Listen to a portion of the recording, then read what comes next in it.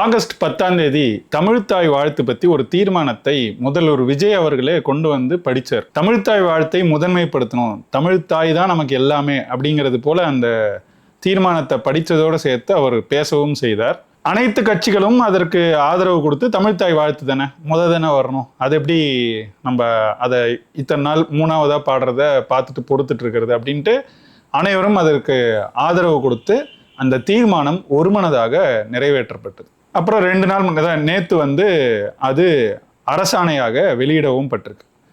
இதெல்லாம் வெளியான உடனே சில தரவுகளை, அதிலேயே குறிப்பிட்டிருக்கிற சில தரவுகளை நம்ம எடுத்து பார்க்கும்போது தான் இந்த மொத்த தீர்மானமுமே ஒரு பொய், இவங்க நடத்திய ஒரு நாடகம், நம்மளை ஏமாத்துறதுக்கு, ஏதோ இவங்களுக்கு பெரிய தமிழ் பற்று இருக்கிறது போல நம்மளை ஏமாத்துறதுக்கு முதல்வர் விஜய் அவர்களும் தாவேக அரசும் பயன்படுத்தி ஆடிய ஒரு நாடகம் அப்படிங்கிறத என்னால் புரிஞ்சுக்க முடிஞ்சது. நான் புரிந்து கொண்டதை விரிவாக பேசுவதற்கு தான் இந்த காணொலிக்குள்ள போகலாம்.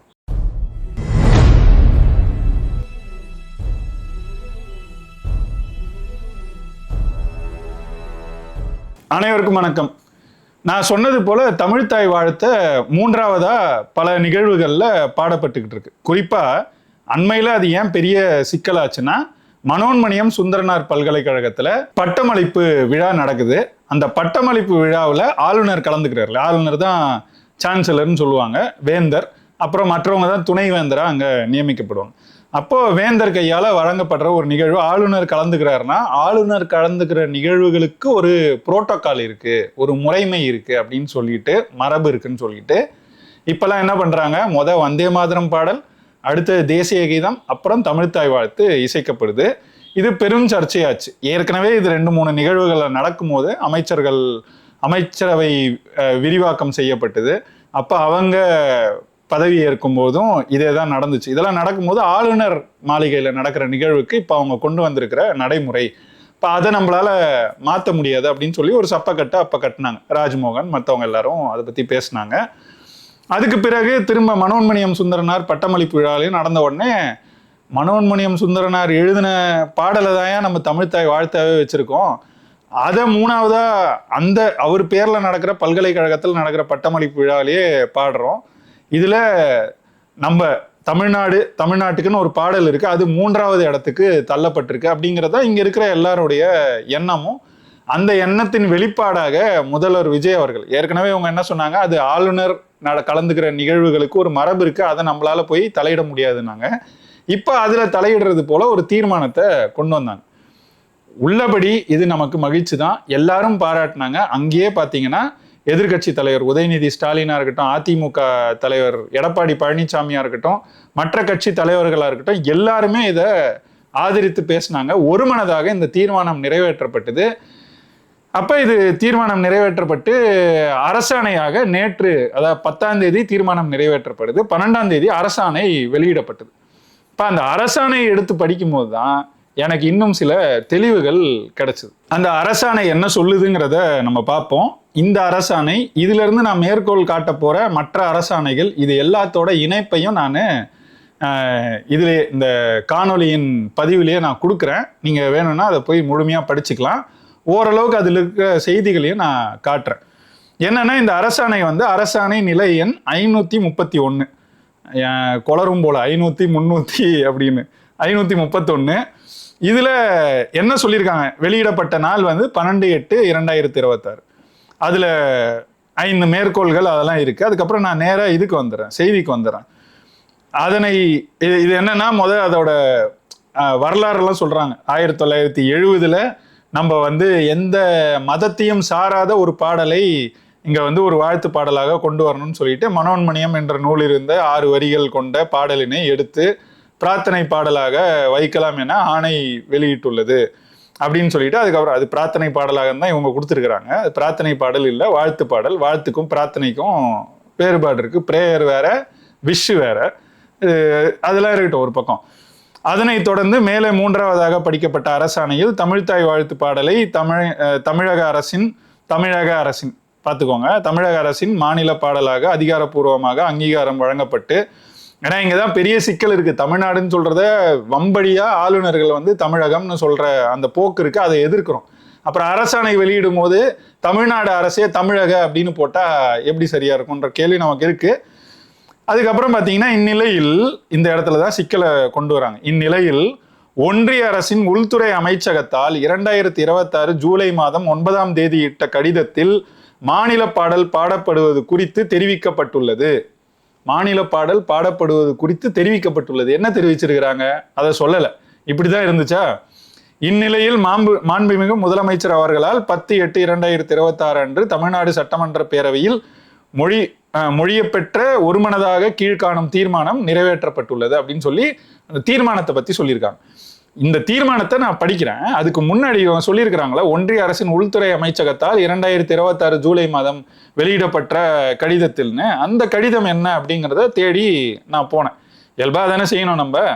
அவ போகும்போது பார்த்தா 14/2/2025 public government of India Bharat Sarkar ministry of home affairs அப்படின்னு போட்டு பப்ளிக் செக்ஷன் அப்படின்னு போட்டு கர்த்தவிய பவன், அது அவங்க இடம், அதை விடுங்க, டேட்டட் 9 ஜூலை 2026 அன்னைக்கு வெளியிடப்பட்ட கடிதம். யாருக்கு போட்டிருக்காங்கன்னா, the chief secretaries administrators of all state governments union territory administrations and the secretaries of all ministries or departments of government of India அப்படின்னு போட்டிருக்காங்க. அதுல என்ன சொல்லியிருக்காங்கன்னா, orders relating to singing or playing of the national song and national anthem of India. இதுல தெளிவா என்ன சொல்லியிருக்கிறாங்க, national song தேசிய பாடல் தேசிய கீதம் இது ரெண்ட பாடப்படுறத பத்தி அப்படின்னு தெளிவா சொல்லிட்டாங்க. அப்புறம் அதை படிக்கும் போது அதுல உள்ள என்ன சொல்லியிருக்காங்கன்னா, these orders contain exhaustive list of occasions on which the national song and the national anthem of India shall be played or sung. It also lists the occasion, எங்கெங்கெல்லாம் பாடப்படணுங்கிறத நாங்கள் பட்டியலிட்டிருக்கோங்கிறாங்க.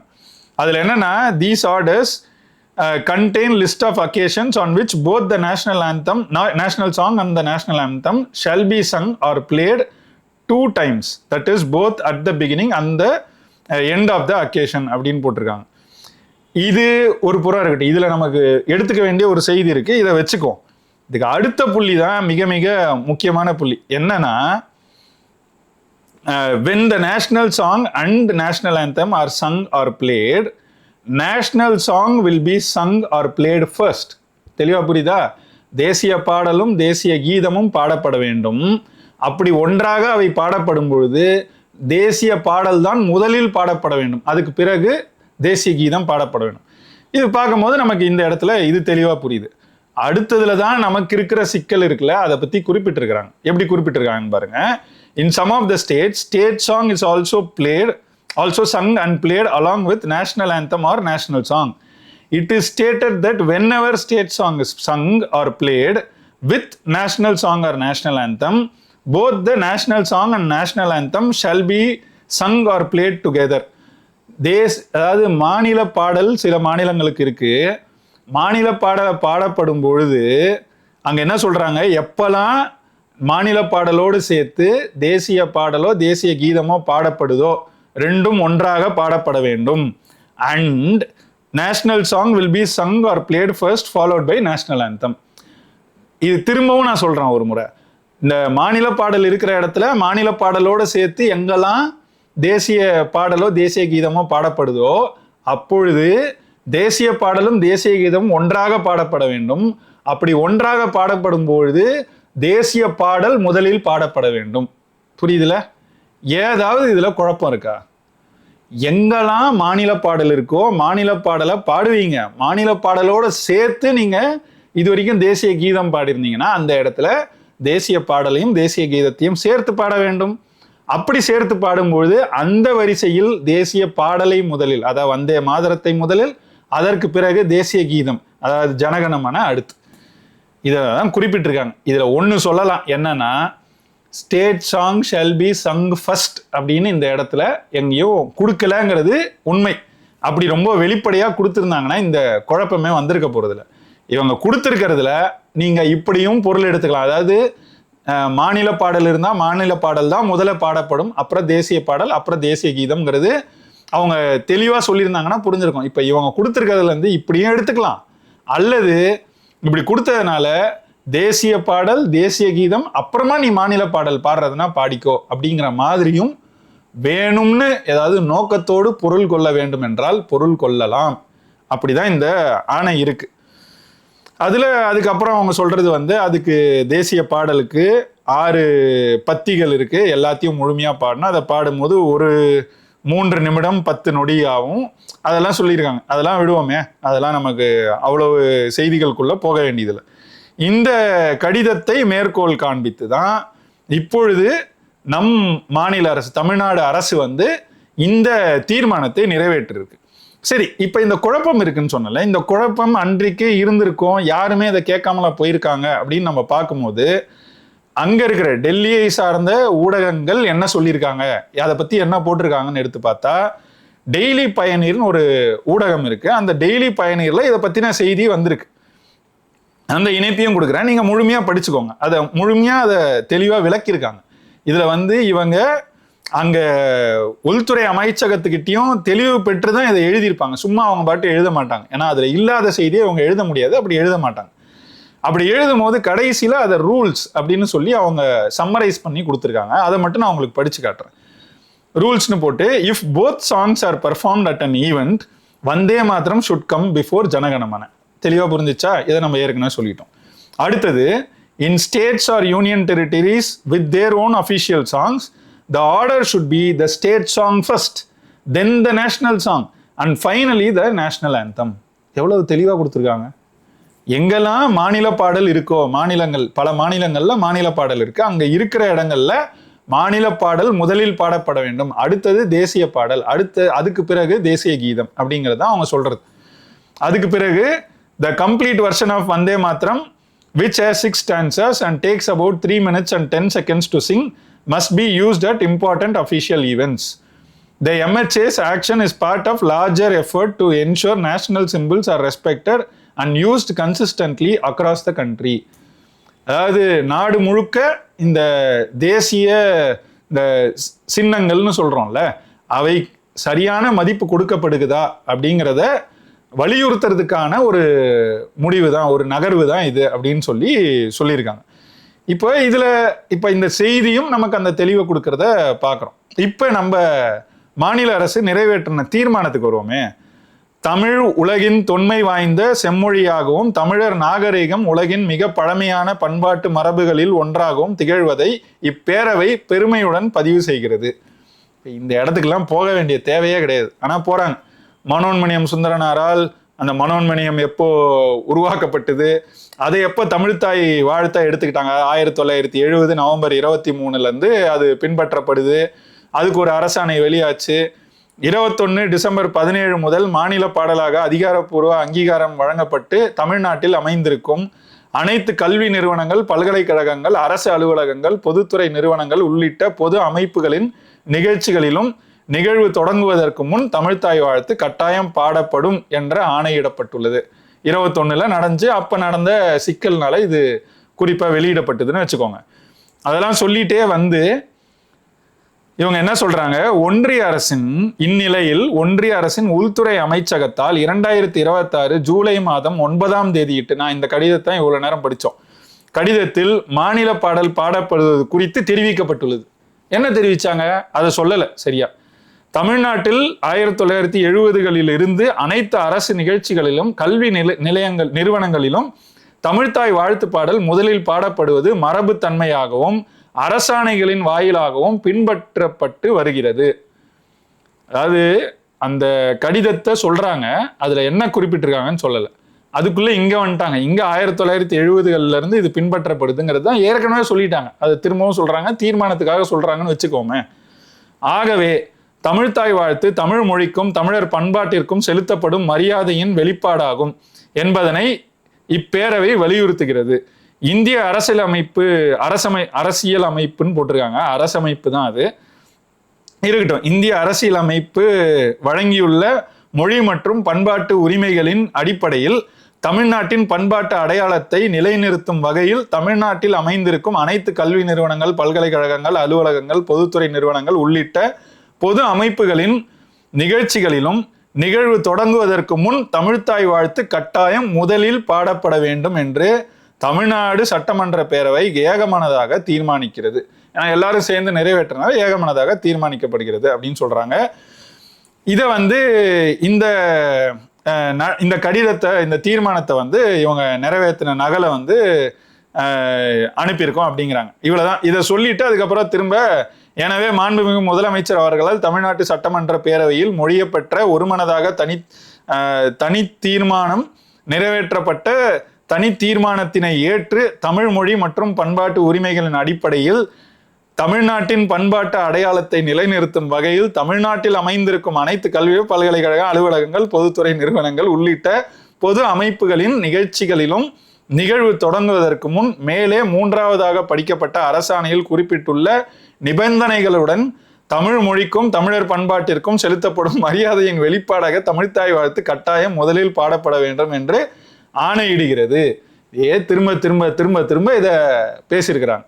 பேசிட்டு பிராக்கெட்ல அடைப்புக்குறியில ஆளுநரின் ஆணைப்படி அப்படின்னு போட்டு மு. சாய்குமார் அரசு தலைமை செயலாளர் அப்படின்னு போட்டு இதை யாருக்கெல்லாம் அனுப்புறாங்க அப்படிங்கிறத குறிப்பிட்டிருக்காங்க. இப்ப நமக்கு என்ன கேள்வினா, சிக்கல் இங்க எங்க வந்துச்சு?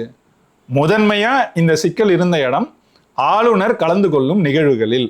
இப்ப இதற்கு பிறகு இந்த தீர்மானம் என்ன செய்யப்பட்டது, இது யாருக்கெல்லாம் அனுப்பியிருக்காங்கன்னு பார்த்தா தலைமைச் செயலகத்துக்கு அனுப்பியிருக்காங்க, மாவட்ட ஆட்சியர்களுக்கு அனுப்பியிருக்கிறாங்க, துறை தலைமை அலுவலகங்களுக்கு அனுப்பியிருக்கிறாங்க, கல்வி நிறுவனங்கள், பல்கலைக்கழகங்கள், அலுவலகங்கள், பொதுத்துறை நிறுவனங்களுக்கு அனுப்பியிருக்கிறாங்க. அதோட நகல் முதலமைச்சர் அலுவலகம், தலைமைச் செயலாளர், முதுநிலை முதன்மை தனிச் செயலாளர், பொதுத்துறை செயலாளரின் முதன்மை செயலாளர், துணை செயலாளரின் நேர்முக உதவியாளர், இவங்களுக்கெல்லாம் அனுப்பியிருக்காங்க. அனுப்பப்பட்டிருக்க வேண்டியது ஆளுநர் மாளிகைக்கு. நீ பின்பற்றுப்பா, நீங்க தான் இதுல குழப்பத்தை உண்டாக்கி இருக்கிறீங்க அப்படின்னு அவங்களுக்கு அனுப்பியிருக்கோம். ரெண்டாவது, நீங்க எந்த கடிதம் வெளியிடப்பட்டதால இந்த குழப்பம் ஏற்பட்டது? உள்துறை அமைச்சகம், ஒன்றிய அரசின் உள்துறை அமைச்சகம்.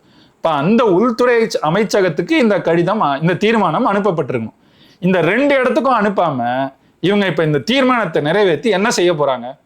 நம்ம இதை பத்தின செய்திகளை எடுத்து படிக்கும் போதும் தெரியுது, இந்த தீர்மானத்தை இவங்க நிறைவேற்றினதோட சரி, வேற யாருக்கும், அதாவது ஆளுநருக்கோ உள்துறை அமைச்சகத்துக்கோ அனுப்ப போறது இல்லை அப்படின்னு விஜயோடைய அலுவலகத்திலிருந்து குறிப்பிடப்பட்டதா ரங்கராஜ் பாண்டே உட்பட பல பேர் இதை பத்தி பேசுறாங்க.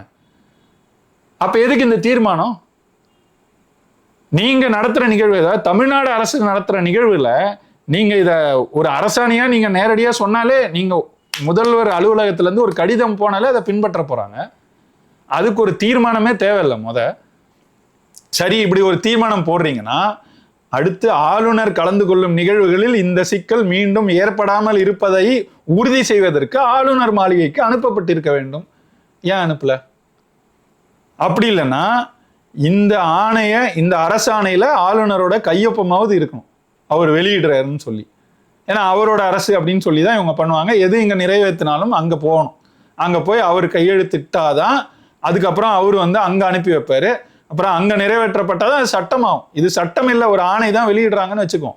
இது கூட அவர்கிட்ட இருந்து ஒரு கையொப்பம் ஆகி வந்திருந்ததுன்னா சரி, இந்த சிக்கல் இதோட தீர்ந்தது அப்படின்னு நம்ம பார்க்கலாம். இப்ப அர்லேக்கர் என்ன முடிவுல இருக்கார், இது மேல என்ன நடவடிக்கை எடுக்க போகிறார்? அவருக்கு இது போகவே இல்லை, அப்புறம் அவர் ஏன் நடவடிக்கை எடுக்கணும்?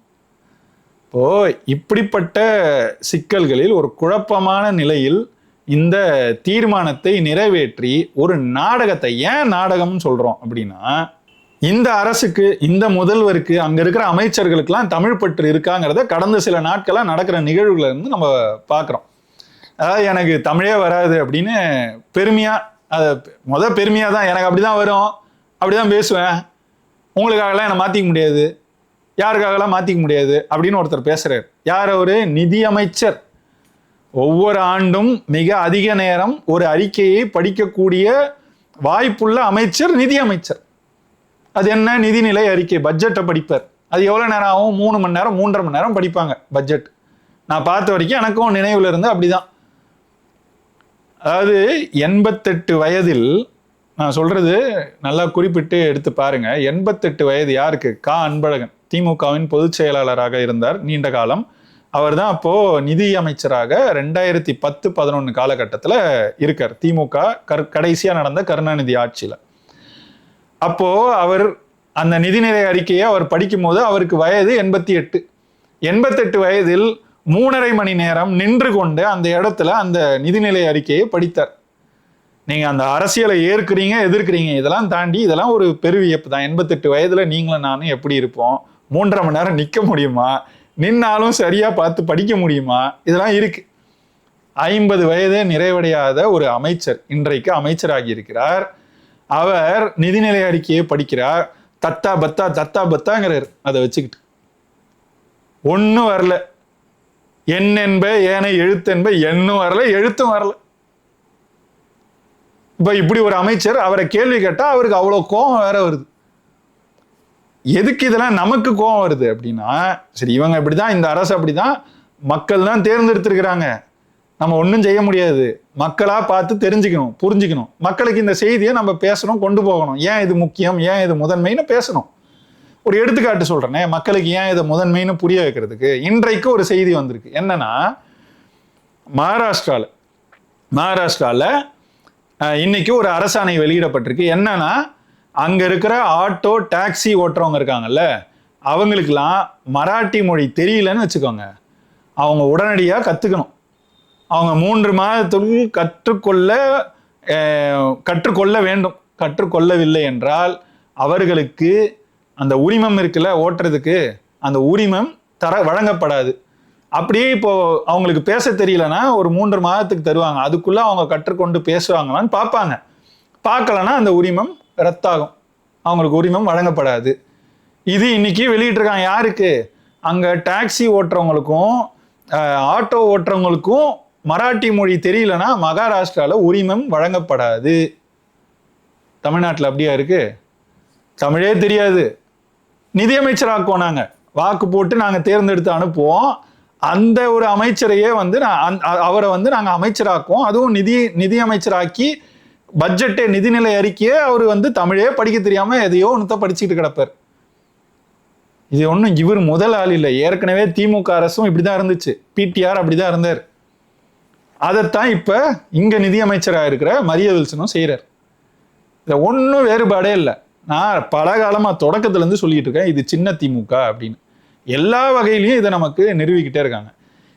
இந்த நாடகத்தையே எடுத்துக்கோங்க. தமிழ்த்தாய் வாழ்த்தை வச்சு இவங்க எவ்வளவு பெரிய நாடகத்தை ஆடி இருக்காங்கன்றது நமக்கு பெரும்பாலும் இந்த உட்செய்திகளுக்குள்ள நம்ம போனாதான் நமக்கு தெரியும், புரிய வரும். அவ போனதுனாலதான் இன்னைக்கு இந்த செய்தி நமக்கு தெரிய வருது. இல்லைன்னா எப்படி தெரியும்? சிறப்பு, தமிழ்த்தாய் வாழ்த்துக்கு இவங்க இவ்வளவு சிறப்பா, எல்லாரும் போல நானும் பாராட்டி தான் இருக்கேன், பாராட்ட தான் செய்வோம்.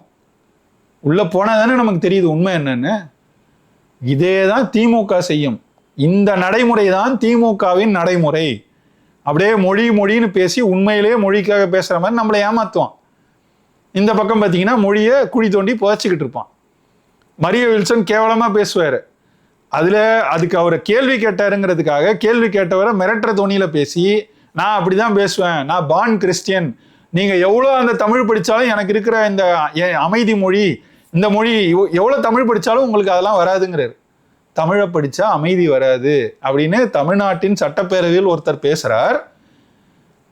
தமிழ்னு பேசி தமிழுக்காக நடந்த இந்திய எதிர்ப்பு போராட்டத்தில் அதன் விளைவாக ஆட்சி கட்டிலில் அமர்ந்த திமுக இதை வேடிக்கை பார்த்து உட்கார்ந்துருந்ததே தவறுங்க. அதை தாண்டி ஏவாவேலு ஏந்து அவர் எனக்கு நல்லா தெரியும், ரொம்ப வருஷமா அவர் சும்மா ஏதோ பேசுறாரு விடுங்க அப்படின்னு சொல்லி அதை மட்டுப்படுத்துறாரு. ஏன்?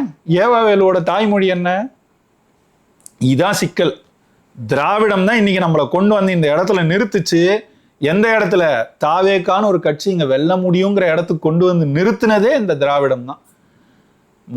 குழி தோண்டி புதைக்க வேண்டியது இந்த திராவிடத்தை. அதை புதைக்கும் போதே இந்த மாதிரி கேடுகள் எல்லாம் சேர்ந்து புதைஞ்சிடும். குறிப்பா 1970கள் தொடக்கத்திலேயே நமக்கு இது ஒரு தவறான அரசு அப்படின்னு திமுக பற்றிய சமிக்ஞைகள் தெரிஞ்சிருக்கு. நம்ம வரலாற்றை படிக்கும் போது நாம் புரிந்து கொள்வது அதுதான். கருணாநிதி மிக தவறான நபர்னு எப்ப 60கள்லயே புரிஞ்சிருக்கலாம். அப்படி எப்பவுமே புரியலனாலும் 1971லயாவது நமக்கு புரிஞ்சிருக்கணும். அண்ணாமலை பல்கலைக்கழகத்துல நடந்த சிக்கல் தெரியும். அங்க இருந்த மாணவ தலைவன் அவர் போராடுறாரு. அதுக்கு பிறகு கருணாநிதியை எதிர்த்து போராடுகிறார். அதற்கு பிறகு அவர் காணாமல் ஆக்கப்படுகிறார். அவருடைய பிணம் போல ஒன்று மிதக்கிறது. அப்புறம் அதை போய் கேட்கும்போது அது எங்க பிணமே இல்லைன்னு, என் மகன் பிணமே இல்லைன்னு அவங்க அம்மா அப்பாவை எழுதி கொடுத்ததாக செய்தி. இன்று வரை அவர் கிடைக்கவே இல்லை. அன்றைக்கே சட்டையை பிடிச்சி கருணாநிதியை கேள்வி கேட்டிருந்தா, அவர் சிலை திறக்கப்பட்டது, அந்த சிலையில் நெஞ்சில் ஈட்டியை பாய்த்து விட்டார் அந்த மாணவ தலைவர். இவரெல்லாம் ஒரு தலைவரா, இவருக்கு போய் ஒரு சிலையான்னு சொல்லி கேட்டுட்டாரு, அங்க எழுதிட்டாரு சுவர்கள்ல.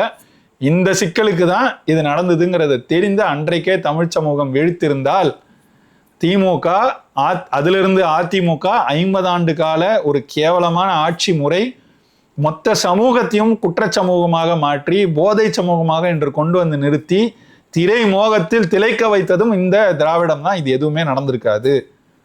அன்றைக்கு தவற விட்டோம், இதெல்லாம் நடந்துருச்சு. இதன் விளைவு இன்றைக்கு திரை மோகத்தில் இன்னொரு அரசு வந்திருக்கு. இதற்கும் மொழியை பத்தின அதாவது தமிழ் மொழி, நம் மொழி, நம்ம நான் படிச்சல 10 தடவை அதை எல்லாத்தையுமே பார்த்தே படிச்சுக்கிட்டு இருக்கிறார் ஒரு முதல்வர். எதுக்கு? உங்க மொழியை பத்தி உங்களுக்கு தெரியாதா? பேசுறதுக்கு தெரியாது. அவர் மொழி தான், அவர் தாய்மொழி தமிழ் தான், நம்ம இல்லைங்கள, ஆனா தெரியாது. ஏன்னா அவங்க முறைமையே வேற, அவங்க வளர்ந்த விதமே வேற. அவங்களுக்கும் இந்த மொழிப்பற்று, இனப்பற்று இதுக்கெல்லாம் சுத்தமா தொடர்பே கிடையாது. இருந்தா இந்த மாதிரி ஆட்கள்லாம் அமைச்சராக இருக்க மாட்டாங்க. இந்த மாதிரி ஆட்களுக்கு அங்க வாய்ப்பே வழங்கப்பட்டிருக்காது. இந்த அரசியலே வேற மாதிரி இருந்திருக்கும். நம்மள இந்த மாதிரி ஒரு தீர்மானம் சொல்லி ஏமாற்றியும் இருக்க மாட்டாங்க. இன்றைக்கும் சொல்றேன், உண்மையிலேயே திராணி இருந்தால் விஜய் உண்மையான நோக்கத்தோடு செய்ததாக இப்பொழுதும் நம்மை நம்ப சொல்கிறார் என்றால், இந்த தீர்மானத்தை ஆளுநர் மாளிகைக்கும் உள்துறை அமைச்சகத்துக்கும் அனுப்பி வைக்கட்டும். உட்கார்ந்து எல்லாத்துக்கும் கடிதம் எழுதுறாருல, இந்த தீர்மானத்தை அனுப்பி வைக்கட்டும். அனுப்பி அவர்களிடம் இதற்கு ஒப்புதல், நீங்க ஒப்புதல் கொடுங்க, ஒன்றிய அரசு தமிழ்நாட்டில் நடத்தும் நிகழ்ச்சிகளிலும் இந்த முறைமைதான் பின்பற்றப்பட வேண்டும் அப்படின்னு இதுல ஒரு இன்னொரு பத்தியை சேர்த்து இவர் வெளியிடட்டும். அவங்களுக்கு கடிதம் அனுப்பட்டும், அதை அவங்க ஏற்றுக்கொள்ளட்டும். அதுக்கு பிறகு நம்ம ஏற்றுக்கொள்வோம் விஜய்க்கு உண்மையிலேயே மொழிப்பற்று இருக்குன்னு. அப்படி இல்லைன்னா இது இன்னொரு கருணாநிதித்தனம், இது இன்னொரு சின்ன திமுக அப்படிங்கிறத தமிழ்நாட்டு மக்கள் புரிந்து கொள்ள வேண்டும். புரிந்து கொள்ளவில்லை என்றால் 71 நடந்ததை மாற்றிக்கொள்வதற்கோ உணர்ந்து கொள்வதற்கோ நமக்கு இப்போ ஒரு வாய்ப்பாவது இருக்கு. 26லயும் நம்ம ஏமாந்தோம்,